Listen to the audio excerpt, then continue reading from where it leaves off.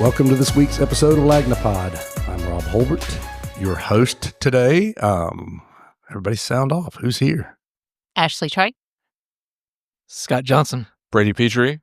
And I'm Kyle Hamrick. And you are Kyle Hamrick.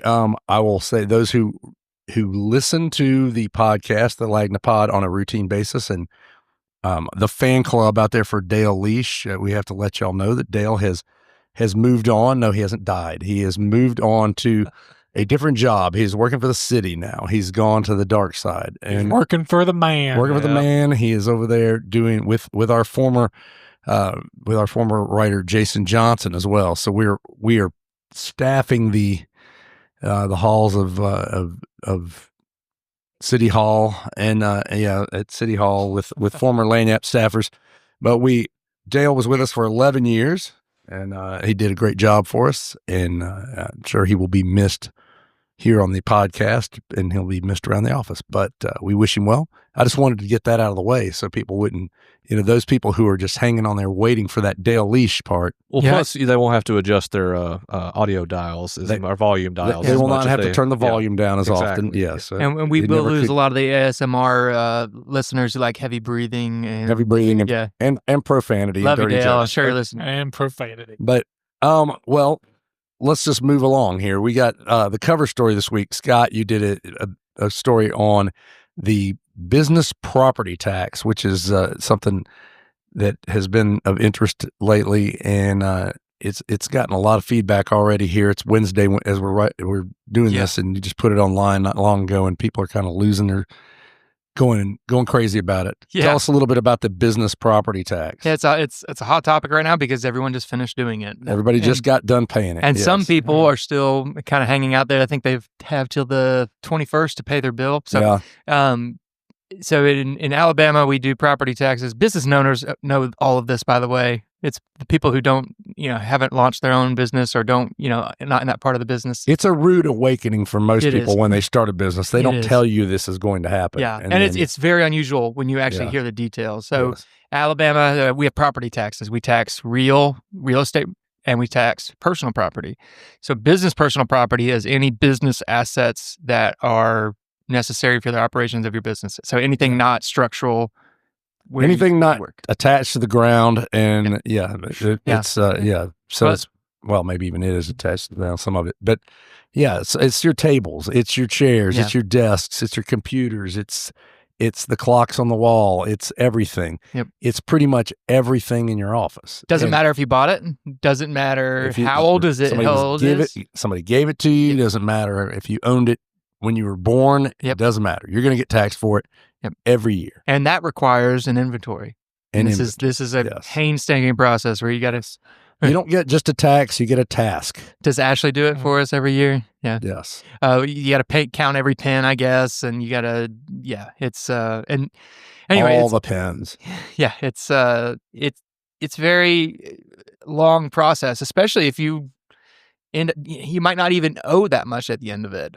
So, I went out and talked with the Matt Golden with Loaded Beer Garden, and Matt's kind of the one that put this on my radar a month or two ago when I saw him somewhere, and he said, what you need to write about is this. And I was like, God, we just paid that. You're right. It's really, it's something. So yeah, we put him on the cover. He kind of got this ball rolling by complaining about it to me. Yeah, and he basically we kind of focused in on his tables. He's had the same tables for 13 years. Right. And he has paid every year a percentage of their value in taxes every year. And what ends up happening is that you can pay multiple times over for some of the things you have, that the first secondhand desk you have when you open your office, the $100 worth of trash cans that we have here in the office. How many times have we paid for those over and over again? And the way it gets really weird with this is because even though that value depreciates every year, it never bottoms out. And so it never moves off. It does hit a floor, but after that it just stays stagnant. Right. So and you never stop paying for it, which is very odd in terms of, you can fully expend, your property when you file your federal taxes, when you're claiming deductions and all that. And so it just doesn't really make any sense for why we do it here. It's always been done this way in Alabama for far as long as I know. It's not this isn't a recent thing. But it's so embedded in how we do things. It's kind of a question, can we do anything different? Is it even possible to shift things around and our government continue to function? So some of the things you found out doing this is we've got at the state level, the state did an exemption for businesses $40,000 and below in terms of what they have. If all their junk together adds up to 40,000 or less, they're exempted at the state level. Yeah, which is only 6.5 mils. Right. The state does. Now at the county level, which is where the county collects it. Yeah. Although I see a lot of people online saying they think the city's taking it from it, it's the county. The county revenue commission handles this, and so that's not the case. Everything from the county. So yeah, well, the county revenue commission is tasked with collecting, assessing, all of that. Right. Now it's all based on ad valorem taxes, which the county passes and then you also have the city who passes ad valorem tax, property taxes, and that can be for schools, for roads. Pay as you go's program is an ad valorem tax. All that stuff is collecting taxes. So they're tasked with, going through and looking at these inventories, going through and determining how much they're worth, and then billing you your tax bill. But yeah, so on the state level is 6.5, the county is 20.5, and then every municipality has a different level. So I think in Mobile, we end up, the total millage, if you're in Mobile and then Mobile City, is 63.5, and then it bottoms out around 43 if you're just living in unincorporated. What does that mean? Like, does that mean you're going to pay like 20% on $1 or something like that for value, or whatever? What is it? A mill is basically, so if I say 63.5 mills, that is 63.5 cents for every assessed $100. Right. And you get assessed value by 20% of the market value. It's kind of a really complicated thing, but it's not a tremendous amount of money overall. I mean, it is. I mean, I think our bill was somewhere around $4,000, and it's a lot. No, it's. I mean, it's a lot. It's not, especially forever small business, especially when you look at the pile of junk we have around here. And I mean, but so one of the things you found out though too is, in our county, there's probably about 13,000 businesses that would fall under that $40,000 threshold. Yeah, which is about 75% basically what that means is that 75% of our businesses in Mobile County have $40,000 of business assets or less. Yeah. So this brings in millions of dollars to the county. 60, I think they're going to break 70 million this year. $70 million. So it's a lot of money. So the county probably is not going to be like, okay, everybody, it's okay not to do this. It's actually more money they collect from business assets than they collect from commercial and industrial real estate taxes. Yeah. And it's like, I think they collected 59 million last year and they in real estate, but they collected 68 million in business assets. I mean, none of it makes crazy. any sense. It's a super regressive. So wild. It's a super regressive tax. And when you look around an office and go, God, we're paying taxes on those clocks that are sitting over there on the wall, or, that garbage can that's sitting there, we're continuing to pay taxes. Or, in my case, I've got a desk that I've owned since before we had this business, that have been paying taxes on it for 22 years now. I mean, it's crazy. This table that we're sitting at, we've been paying taxes on for over 10 years. I mean, more than that. It's just nuts. Yeah. And it is, even these broken chairs we're sitting in. I mean, it's just nuts. And I think, when you put it up online, I mean, the reaction from business owners was, I thought it was going to be pretty exciting. I thought they'd be fired up. They're real fired up. Yeah. And they got some crazy stories too. I mean, it's like, them finding out what they have to pay for. And again, this is just especially for a small business, going out of your way to do this inventorying, it's basically you're paying double tax. I mean, it's like that's a huge issue in itself. It's so laborious. It's so inconvenient. Yeah, I mean, I had added on to everything else that you're doing already. Business owner I know told me, he said, "Look, I'd rather pay 1 or 2% more on something else up front, than have to do this, because this is a pain in the butt. Yeah. We have to." This guy's got 3 businesses, and so it's a lot of stuff to keep track of, and it just takes a lot of time to get it done. So, I think there's it's a really interesting story, and it's a really bizarre tax. And I think a lot of folks, if you're not a business owner and never have owned a business, you probably would have no idea this ever happened. And I promise you, most people who start a small business have no idea this is coming their way. I do remember the first time we had to do this, and I thought, this is kind of nuts. And then it just comes up every year. Every year we kind of, why are we doing this? This is crazy. You know, are we really paying taxes on this thing again? And it just, I don't know. I think it's a fascinating story. I think it'd be really good. We'll continue following this, and we're going to ask some more questions about it and ask some of the local, some of our county commissioners and people like that. Chances what do you of do this with getting, of this going away, what's better? Hell freezing over or Well, I mean, I think everybody we talk to, every politician we talk to, most people are like, this is a regressive tax. It's not a good tax. It's certainly something I think it'd be hard for people to defend. Yeah. To say, why should you be paying taxes on a piece of furniture forever and ever and ever? Yeah. And, you got, Will Ainsworth kind of championed that state level exemption, and he's kind of the only one in the race for the governors. I don't know if there's any promise there, but Bradley Byrne, chamber president, said he'd fully support any kind of reform on this. And I mean, you could do several things, and it could get really complicated. But you just have to.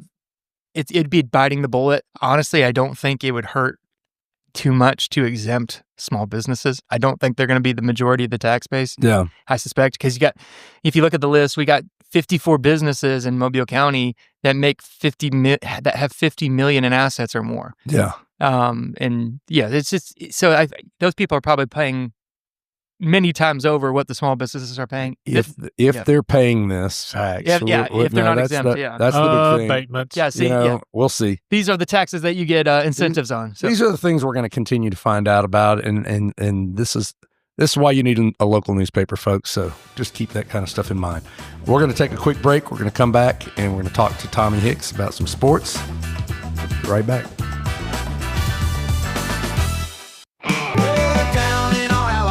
Town, Land Yacht Daily is on the beat. For just $6.50, it's all the news, keeping local folks in the loop. Oh, Land Yacht Daily, every single morning, catching up on stories while the coffee's pouring. The local truths on every page, news for the folks of every age. It's just $6.50 a month for Mobile's daily news, Land Yacht Daily. Get signed up now at lanyapmobile.com and help keep Mobile funky. Oh, down in our Alabama town, Land Yacht Daily's on the beat. For just $6.50, it's all the news, keeping local folks in the loop. Oh, Land Yacht Daily, every single morning, catching up on stories while the coffee's pouring. The local truths on every page, news for the folks of every age. And we are back with Tommy Hicks. We'll talk a little bit of sports. No more football, right? Football's over. Football is over until like one more month, and then everybody starts spring practice. Right? Yeah, it's going to start. So now we have that orange ball. We do. Yeah, it's basketball season. It is. What do we got going on? We got big stuff going on. Got a lot of good stuff going on. Alabama is now like the epicenter of basketball.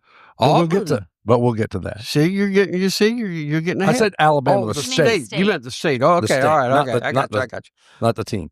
Well, right now, high school wise, the South Regional tournament is going on in Montgomery. We've got started with 22 teams. I know 2 have been eliminated today. This is Wednesday. 1 has won. The Mobile Christian girls will advance to the regional championship game. If they win there, they go to the Final Four. So, now you're in the position where 2 games in Montgomery. If you win both of those, you go to Birmingham, play for state championship. We've got a ton of teams. McGill's got both of their boys and girls teams there.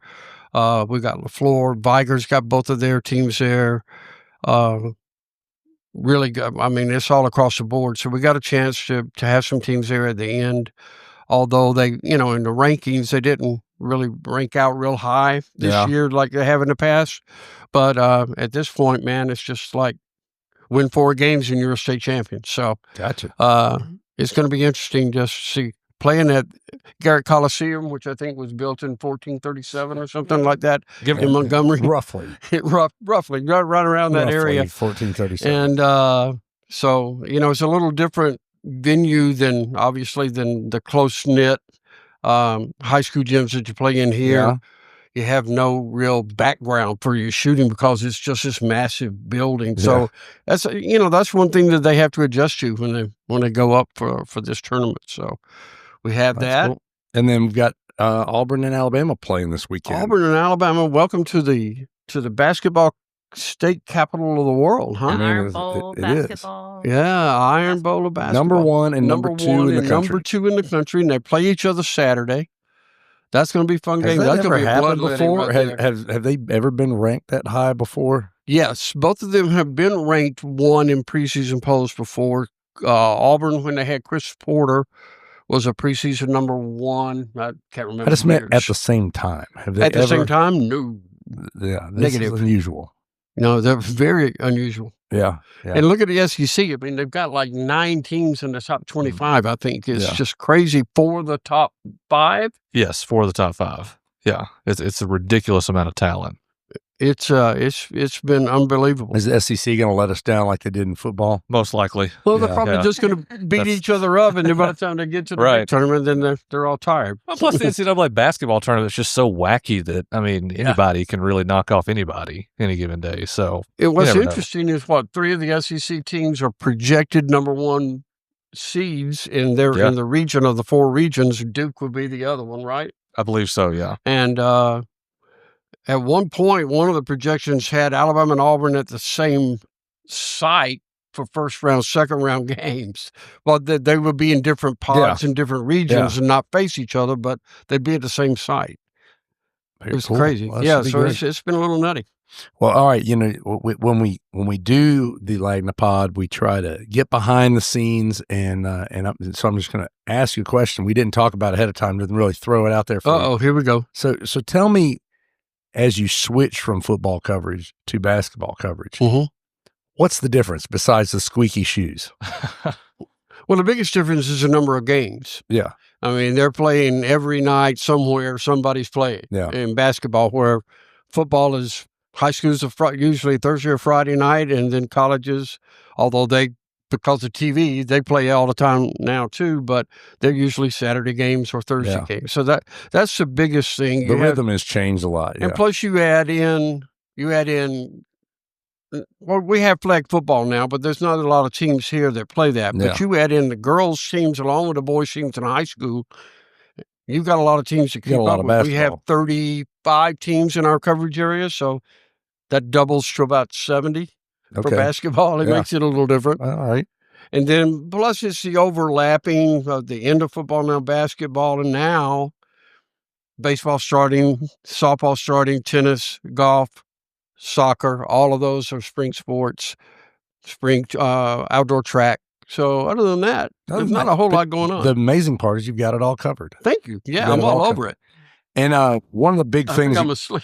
One of the big things you covered this week was the retirement of a local football legend. You're getting back into football a little bit. Yep. But, so tell us a little bit about that. Terry Curtis. He finally, we've been asking him for probably the past 4 or 5 years, hey, is this going to be it? Is this going to be it? No, I still like it. I'm still having fun. Apparently the fun has ended. No, not really. But the fun is over. He announced his retirement from coaching. He's going to stay on at the school in an advisory role, mainly so that he can continue to serve as president of the Alabama High School Athletic Association Central Board. So he is retiring from UMS. From coaching, yes. But he's still going to be with the university in advisory capacity of some sort. They haven't figured out exactly what all he'll do or what. But I mean, amazing career. I mean, he was 26 years at UMS. He was 26 years in the public school system before that.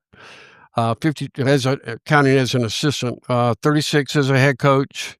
He's the number 2 ranked winningest coach in the state all time. He took UMS to the playoffs every year of his 26 years, and 23 of those 26 they made it at least to the quarterfinals. Yeah. 8 state championships. Not bad. Pretty good. Pretty good. Pretty good. Pretty good. So, career. Yeah. But the thing is how he mentors other coaches around the state. I mean, these guys call him from all over the place seeking advice and stuff like that. So he's had a really big impact, not just at UMS and locally, but across the state. All right. Well, congratulations to him. That's great. All right. Well, thanks a lot, Tommy. Right. We're going to take a quick break, and we'll come back for the third segment. Thank y'all. Just $6.50 a month for Mobile's daily news. Lagniappe Daily. Get signed up now at lagniappemobile.com and help keep Mobile funky.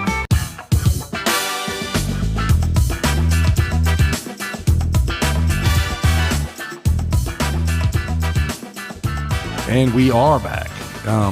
Brady, we had some excitement today in the mayor's race, the first get-together, the mayor's jamboree, or whatever we want to call it. Yeah, the candidate jamboree. A forum, a jamboree, whatever you want to call Yeah. it. The first unofficial, official public appearance. Most people don't call them a jamboree, I guess. Yeah. I'm just We making should that up. do that. We should bring it back. Yeah, absolutely. Mayoral jamboree. But I like it. so It's got a ring to it. The West, was it the West Mobile Republican Ladies Republican Women's Auxiliaries or whatever? Close enough. Had gathered the wannabe mayors together, and except for with the exception of Spiro Sherry-Gotis, who did not show up. He had another appointment of some sort. Get his Prior teeth scheduling teeth cleaned or conflicts. something. I don't know. I guess but so, yeah. couldn't be there.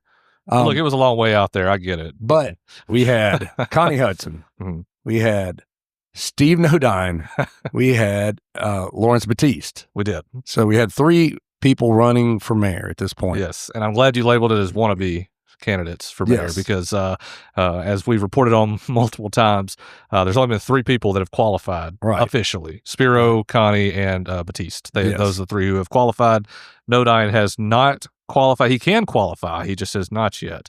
And but he was invited to participate. But he may in not at this juncture. If he were elected, he could not serve because he has a federal felony. He would have to get a pardon from President Trump before he can serve as mayor. Correct. That's the circumstance. Yes. So anyway, tell us about what went down today. It was interesting. They got their first opportunity to really kind of lay out their platforms and answer some questions. And, among the most popular questions were, crime. And then you had some more questions that had more of a kind of a national focus on, I think, like DEI and things of that nature. And I thought Connie Hudson's response was pretty interesting because a lot of times we've seen here recently candidates really kind of conform to whatever the national talking point is for whatever party you align with and that you're running for. But Connie, on the topic of whether or not, she would use DEI in her administration, she, said something to the effect of she'd welcome everybody to the table, and it doesn't, she'd welcome in anybody who,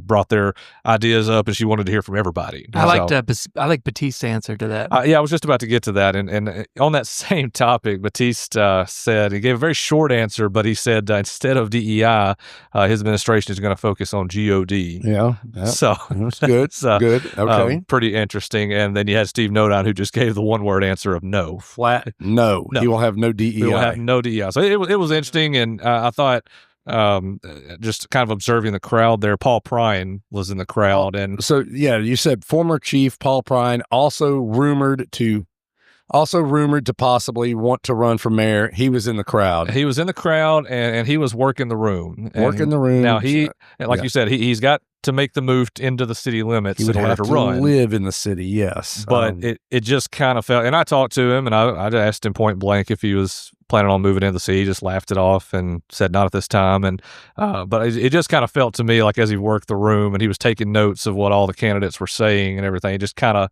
felt to me like he may be kind of scouting out the field. He's also got a lawsuit going against the city, so there's some issues there. He doesn't live in the city, and he has a lawsuit against the city going. So that's pretty complicated. That's a little complex. But I mean, you look at Nodine's case, and if he can do it, that's complex as well. Yes, he can do it. Why can't Prine? Yeah. Anyway. What happens if he gets elected or In the event he gets elected, could No he just doubt. say, I'm sorry, Prine. He's suing the city. He becomes mayor. Couldn't he just call off the dogs and be like, I don't know how that would work. That would be wild. I think that would. I mean, Our next big article should be these S-show scenarios. What Yeah. happens Yeah. if Nodine gets elected but can't serve? What happens if Prine gets Yeah. elected? I mean, yes. I don't know. absolutely. There's definitely I'm right there with definitely you. some odd stuff there.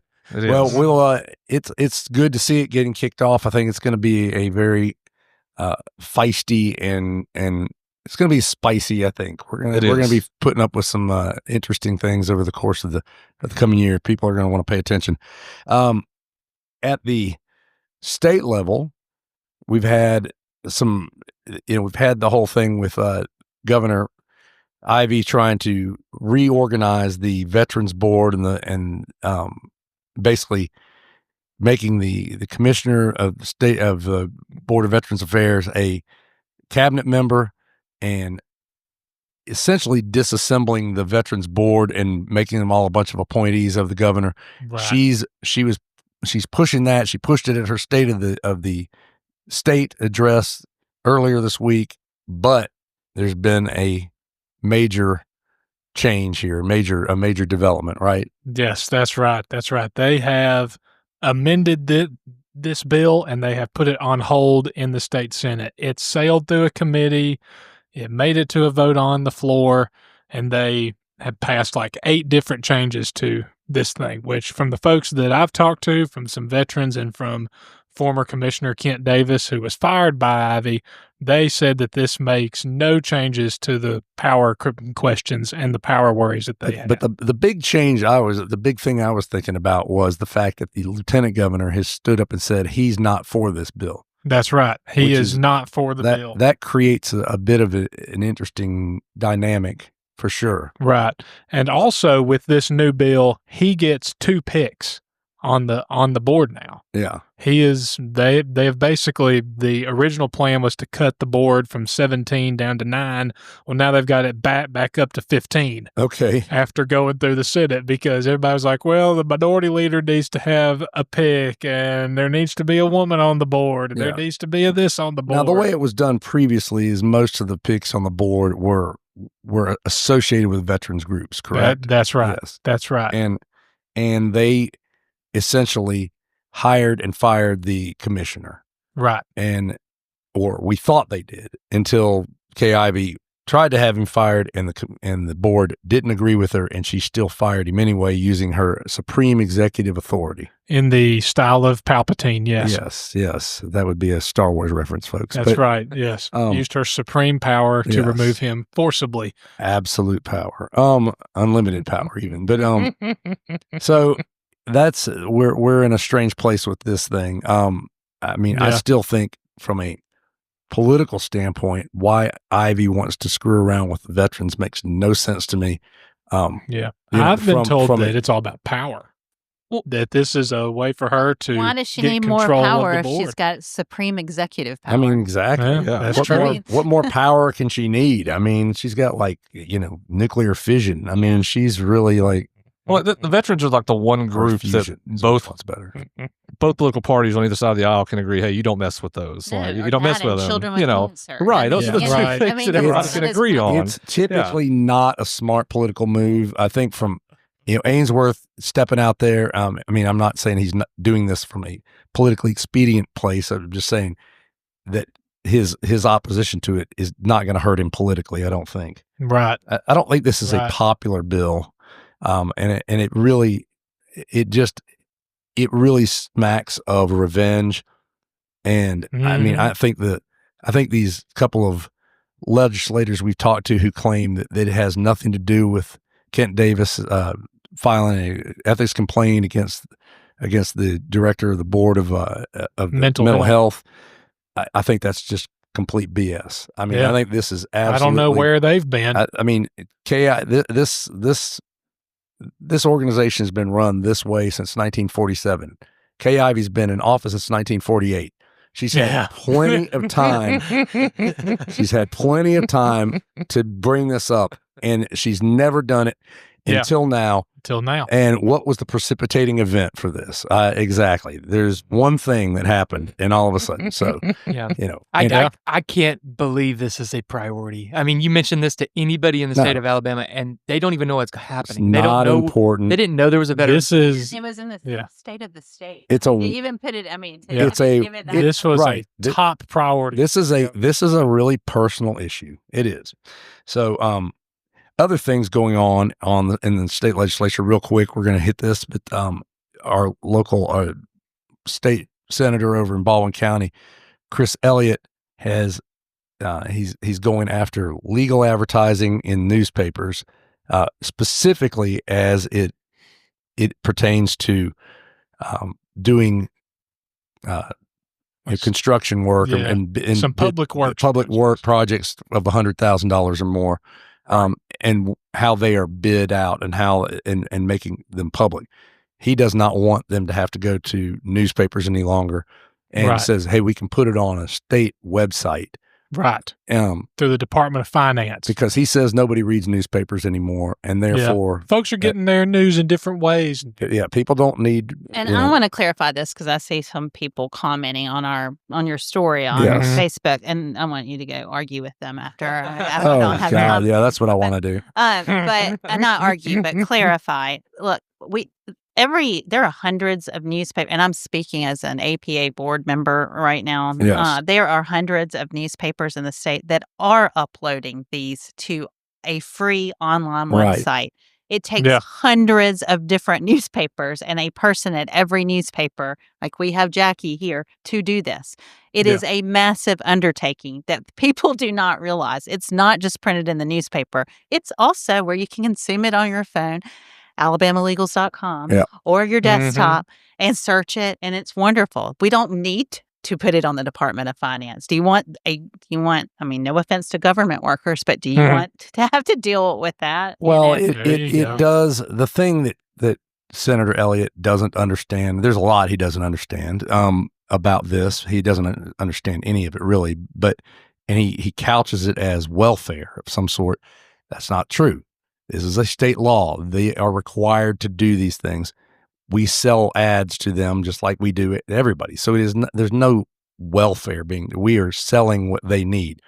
That said, if you say, okay, we don't think you need this anymore, he thinks that the gist of this kind of advertising Just put it on a website. Well, he thinks the gist of it is that it's for the bid, that it's for the bidders. He thinks, as he puts it, this is so people will know to bid.